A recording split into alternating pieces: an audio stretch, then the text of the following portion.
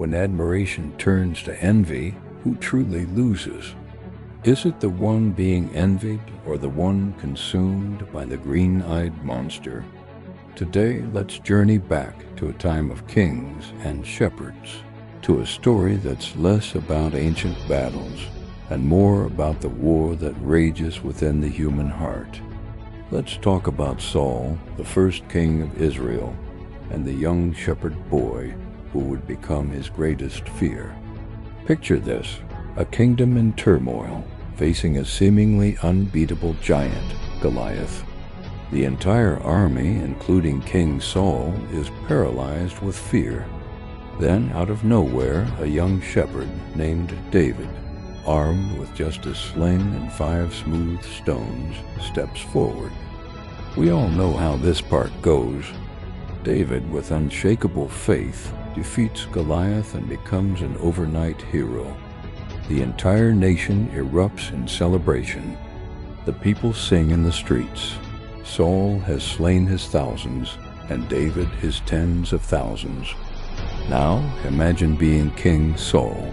At first, you must be overjoyed, right? This kid just saved your kingdom. The initial feeling was likely one of immense relief and admiration. He brought David into his own court, made him a commander. But then, he heard the song, Saul has slain his thousands, ... and David his tens of thousands. A simple, celebratory chant, but for Saul, those words were like poison. The seed of envy was planted. This is where the story takes a dark turn. The king, who should have been a mentor, a father figure to this young prodigy, started seeing David not as an asset, but as a threat. His admiration curdled into a bitter, all-consuming jealousy. He started looking at David with suspicion, his mind twisting every success David had into a personal attack on his own authority. It's a tragic psychological shift, isn't it? The king, surrounded by wealth and power, began to fear a shepherd boy who had nothing but his faith and his harp. Think about the sheer waste of it all. Saul's energy, which should have been focused on leading his nation, on building his kingdom, was instead spent on plotting against David. He threw a spear at him, not once, but twice, while David was literally playing the harp to soothe the king's troubled spirit. He sent David on impossible military missions, hoping he would be killed by the enemy. Every action was driven by this knowing fear that his crown, his legacy, was being overshadowed.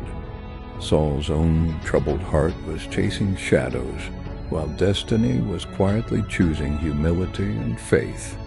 He was so busy trying to cling to his throne that he couldn't see he was losing something far more valuable, his peace, his integrity, and his connection to the very God who had made him king.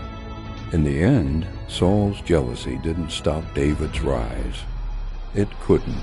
All it did was destroy Saul himself. He lost his kingdom, his sons, and ultimately his own life, a tormented man haunted by the success of someone he should have celebrated. David, on the other hand, despite being hunted and living as a fugitive, held on to his character. He trusted in his path and eventually became the king he was destined to be. The real tragedy here is that Saul's greatest enemy wasn't the powerful Philistine army or the popular shepherd boy. His greatest enemy was the insecurity festering within his own heart. He possessed the crown, but he had lost the kingship of his own soul. It's a powerful reminder that envy never diminishes the person you're jealous of. It only hollows out the person who carries it. A troubled heart chased shadows, while destiny chose humility instead. If this touched your spirit, like, share, and subscribe for more.